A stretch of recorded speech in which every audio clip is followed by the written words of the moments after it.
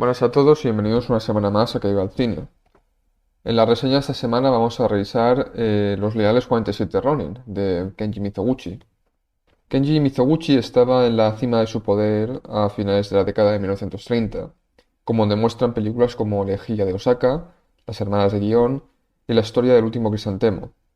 Pero a principios de la década de 1940, la creciente implicación militar del gobierno japonés empezó a poner restricciones a su licencia artística. Japón ya estaba profundamente implicada en la brutal guerra contra China, que mataría a 1 millón de soldados japoneses y provocaría la muerte de más de 20 millones de chinos. Además, el gobierno se estaba preparando para un posible conflicto con Rusia y con Estados Unidos. Para dar apoyo moral a estas actividades y glorificar los valores militares japoneses, el gobierno encargó a Mizoguchi la realización de una película sobre la famosa historia de los 47 Ronin, que implicaba una temática muy alejada de los habituales dramas sociales del propio Mizoguchi. Así que el tratamiento de este, que debe examinarse en este contexto, tanto histórico como cultural. El incidente de los 47 Ronin, conocido en japonés como Genroku Aku, fue un suceso histórico real que tuvo lugar entre el año 1701 y 1702 durante el shogunato Tokugawa, también conocido como el período Edo. A veces se le denomina leyenda nacional de Japón y tiene una importancia en la cultura japonesa similar a la de Juana de Arco en Francia o la fiesta del té de Boston en Estados Unidos. Sin embargo, podría ser incluso más apropiado compararla con el incidente del Álamo de 1865, porque el incidente de Genroku Ako no fue un acontecimiento seminal que cambiara el curso de la historia, sino que fue más bien un acontecimiento icónico que pasó a reunir simpatías en relación con la conducta heroica. En el caso de Genroku Ako, también está la importante cuestión de la lealtad al Bushido, el código de honor de los samuráis. Los japoneses tenían una larga historia de samuráis, que eran los rangos superiores de la clase guerrera.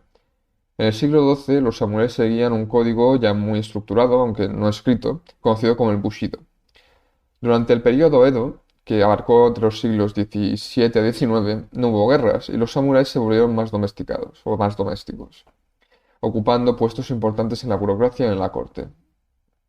No obstante, los valores tradicionales exigían que vivieran según su estricto código, pero también existía un sistema legal cada vez más estructurado establecido por el shogunato, por lo que se esperaba que los samuráis siguieran y estuvieran a la altura de las exigencias de los dos códigos, el sistema legal, de gobierno y el bushido. Por cierto, los samuráis no eran en absoluto un segmento minúsculo de la sociedad. Representaban hasta el 10% de la población masculina adulta durante esta época. Ser alguien era ser un samurái. Había una enorme diferencia de honor y respeto entre un guerrero samurái y un plebeyo ordinario. Los samuráis de mayor rango eran los daimíos, es decir, los señores que tenían propiedades territoriales y empleaban a un regimiento de samuráis como sus empleados más valiosos. Según el código del Bushido, estos samuráis en activo debían tener una lealtad eterna a sus señores y amos. Si un samurái era licenciado o su señor moría, se convertía en un ronin, que era un samurái sin señor.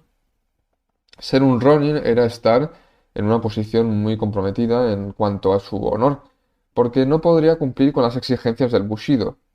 En consecuencia, si un samurái se convertía en Ronin, era poco probable que se le contratara y se le amenazaba con la penuria. Los detalles históricos concretos del verdadero incidente de los 47 Ronin son los siguientes. En 1701, dos daimíos más jóvenes, el señor Asano y el señor Kamei, recibieron la orden de organizar una recepción para algunos enviados del emperador en Edo, actualmente Tokio. Debían recibir instrucciones del señor Kira, el maestro de ceremonias oficial y miembro de una importante familia de Edo. Por alguna razón, tal vez porque los dos daimíos más jóvenes no habían dado al señor Kira un soborno adecuado, Kira comenzó a abusar de ellos en público, haciéndoles perder la cara.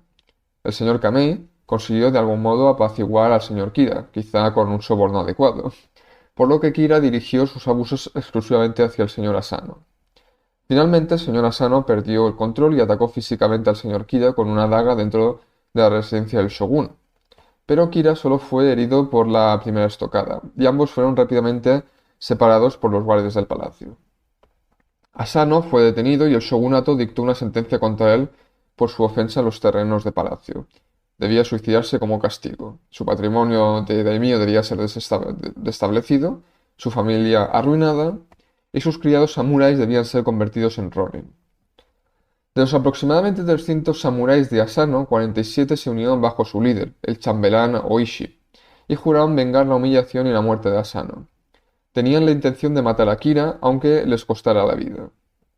Al hacerlo, cumplirían con el código del Bushido. Pero, por supuesto, Kira sospechaba y se rodeó de guardias armados. Así que Oishi y sus hombres tramaron pasar desapercibidos durante algún tiempo hasta que tuvieran la oportunidad adecuada. Para desviar las sospechas, Oishi comenzó a actuar como un borracho y otros de sus hombres pasaron a la clandestinidad. Finalmente, después de casi 2 años, los Ronin leales volvieron a reunirse en Edo y organizaron un ataque a la residencia de Kira. En el ataque, Kira y 16 de sus hombres murieron y otros 22 resultaron heridos. Los hombres decapitaron a Kira y llevaron su cabeza a la tumba del señor Asano, donde la presentaron como una ofrenda para satisfacer las exigencias de venganza de su difunto señor. Entonces Oishi y sus hombres habían infringido la ley, pero, según la comunidad, habían satisfecho las exigencias del Bushido. Los funcionarios del shogunato tardaron casi 2 meses en llegar a su veredicto, que fue que Oishi y sus hombres también debían morir convirtiendo seppuku. Las tumbas de los Ronin de Oishi pronto se convirtieron en un lugar de gran veneración, y no mucho después se compusieron historias, poemas y obras de teatro en honor a estos héroes. Versiones ligeramente ficticias de la historia fueron tituladas como Chushingura, y a lo largo de los años ha habido más de 20 películas japonesas y muchos largometrajes televisivos que representan la historia. Por eso, cuando alguien filmó la historia, se esperaba que no se desviara mucho de los hechos históricos reales. La historia de los 47 Ronin ha cautivado la imaginación japonesa como ninguna otra, y merece la pena reflexionar sobre las razones de ello. Los principales temas de la historia son el honor, el sacrificio personal y la venganza. Para muchos occidentales, el honor no es solo tener el respeto de los compañeros, sino ser honorable, ser realmente digno de honor. Uno puede ser honorable desde esa perspectiva, aunque nadie lo note. Pero para muchas otras personas de todo el mundo, el honor es simplemente la cara, es decir, cómo se le ve a uno en la comunidad de la opinión popular. Perder la cara ante los ojos del compatriota es algo insufrible, por mucho que uno sepa que por dentro que tiene razón. La fuerza de estos sentimientos relativos a la reputación puede medirse por el número de hombres de Oriente Medio que están dispuestos a matar a sus propias hermanas o hijas por un comportamiento percibido como moralmente comprometedor. Estas personas parecen pensar que si matan a sus parientes femeninas eliminarán la mancha de la deshonra de sus familias. Debemos reconocer, aunque no aprobemos, las pasiones generalizadas en este sentido. Pero también debemos recordar que los asiáticos también han aportado a través del yoga, el budismo y el sufismo sentimientos totalmente opuestos y sin ego, los asociados a la humildad, y totalmente opuestos y sin ego asociados a la compasión. Desde esta perspectiva más ilustrada, lo importante es la luz interior, no la apariencia exterior. La venganza siempre ha sido popular en la taquilla y algunas películas como Harry el Sucio, El Justiciero de la Ciudad y la popular iraní Taxi han sido poco más que vehículos elaborados para la emoción visceral de la venganza. La venganza no consiste en compensar o restablecer a la víctima del daño original, sino en infligir un daño adicional al perpetrador que se supone que pondrá las cosas en una especie de equilibrio. En las películas de venganza, algunos malhechores identificados cometen algún acto de violencia injustificado contra una víctima inocente, y luego toda la narración se dedica a promulgar la venganza, que inevitablemente tiene lugar en el clímax. Pero seamos realistas. El deseo de venganza, como la preocupación por el honor, es una emoción baja e indigna. Como en el caso de la venganza, muchas prácticas espirituales y consejos morales han instado a la gente a alejarse de estos sentimientos bajos y a ser más compasivos, es decir, ama a tu enemigo. De los dos sentimientos suele predominar la preocupación por el honor. De hecho, los críticos revisionistas han sugerido que los 47 Ronins originales estaban quizá demasiado preocupados por la venganza y no suficientemente centrados en el honor. Por ejemplo, ¿y si Kyo hubiera muerto durante los casi 2 años que transcurrieron entre la muerte de Asano y su ataque asesino? Entonces, sus oportunidades de vengar a su maestro se habrían perdido. Esto, según Yamamoto Tsunetomo, habría sido desastroso. Lo correcto, según Yamamoto, habría sido atacar a Kira inmediatamente, aunque su ataque hubiera acabado en fracaso. Al menos habría satisfecho las estrictas exigencias del Bushido. Al esperar, los 47 Ronin mejoraron sus posibilidades de éxito, pero se arriesgaron a los horrores de la deshonra al perder su honor. Además de su naturaleza primitiva y animal, tanto el honor como la venganza comparten otra propiedad significativa. Toda una comunidad puede compartir los sentimientos tanto de la restauración del honor como de la promulgación de la venganza. Así que a nivel comunitario, estos dos sentimientos viscerales también pueden combinarse con el sacrificio personal, siempre popular entre los gobiernos para motivar acciones colectivas de violencia. Esto es sin duda lo que el gobierno japonés quería fomentar en 1941. Ciertamente, la guerra no era una novedad para el pueblo japonés. Japón ya ocupaba Manchuria desde 1931 y en 1937 su ejército había llevado a cabo la violación de Nanjing, masacrando más de 300.000 civiles desarmados en poco más de un mes.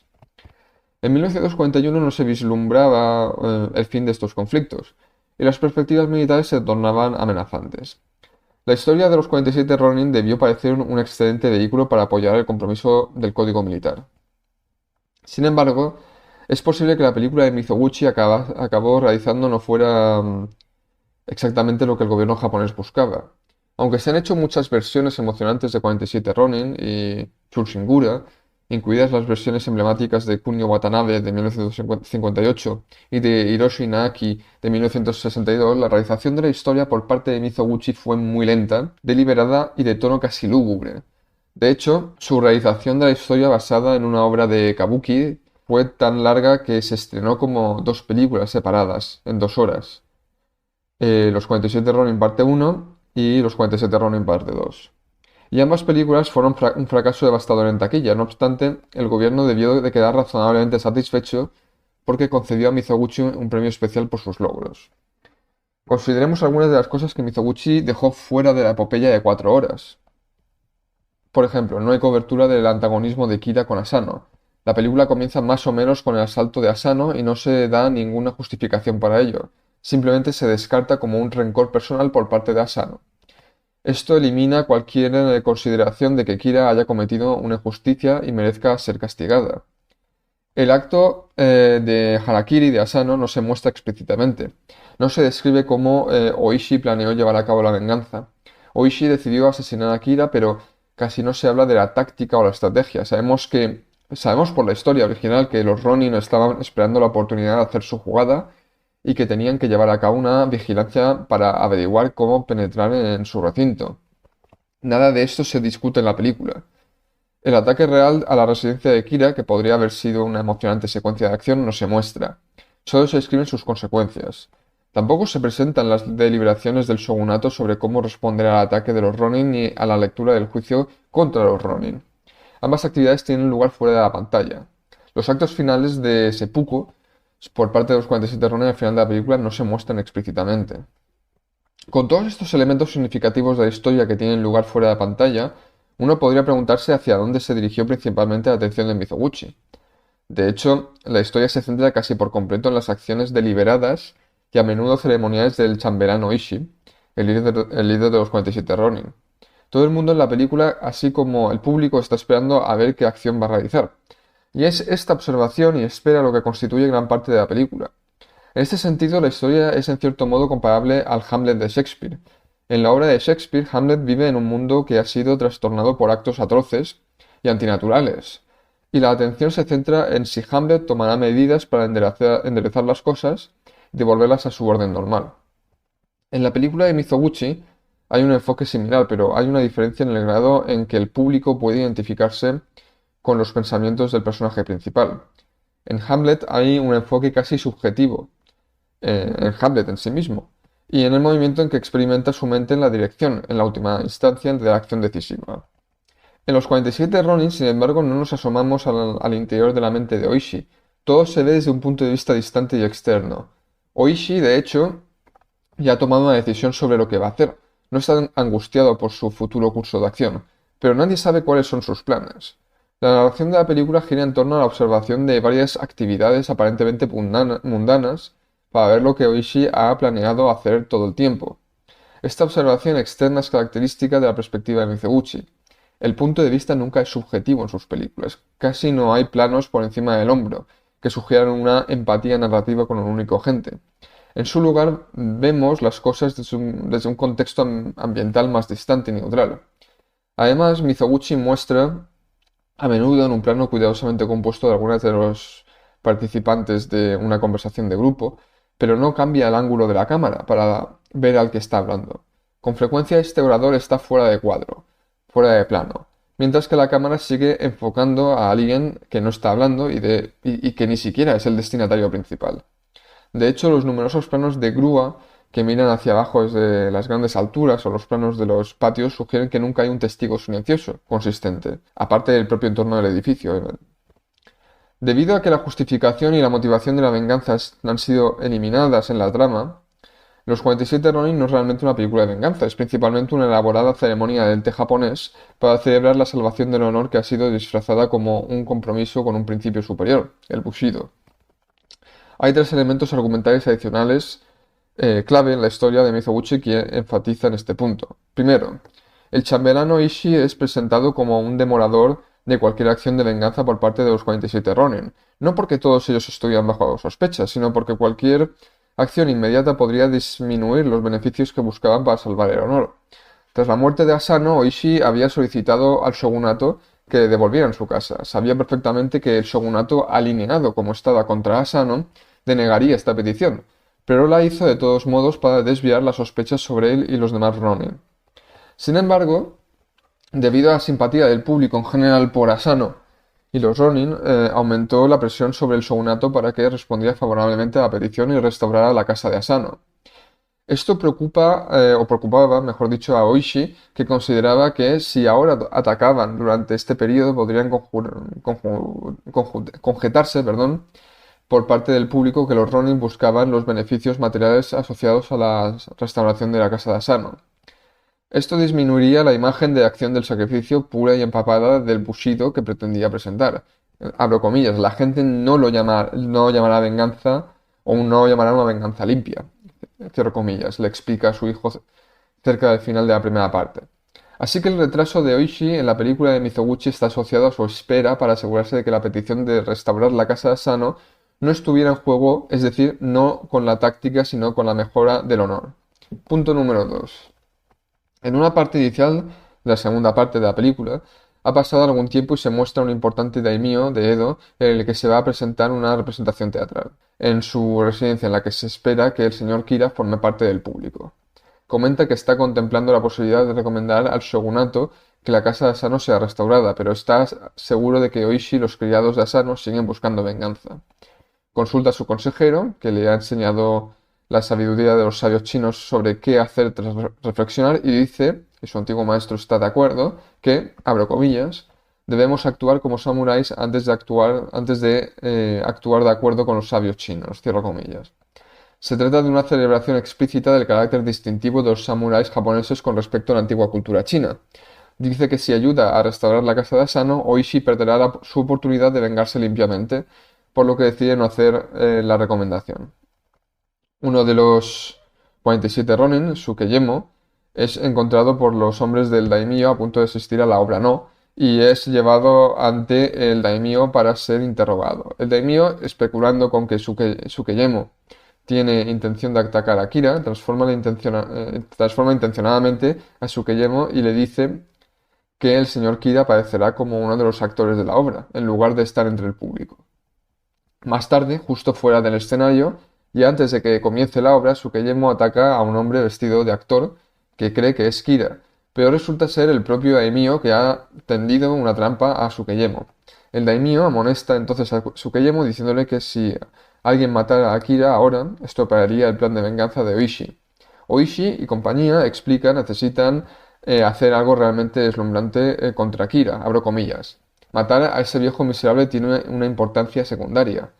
Lo importante es vengarse de forma espectacular, cierro comillas. Una vez más, el objetivo de mejorar la imagen y la reputación pública tienen prioridad sobre todo lo demás, incluida la justicia. Y punto número 3. Tras el asesinato de Kira, en la segunda parte, los 47 Ronin, todos ellos, a la espera de su sentencia, son custodiados por uno de los daimyos de Edo, Kosokowa. En ese momento, Oishi recibe la visita de una joven vestida de hombre que ha intentado colarse y que desea ver a uno de los Ronin, Isogai, al que afirma que es su prometido.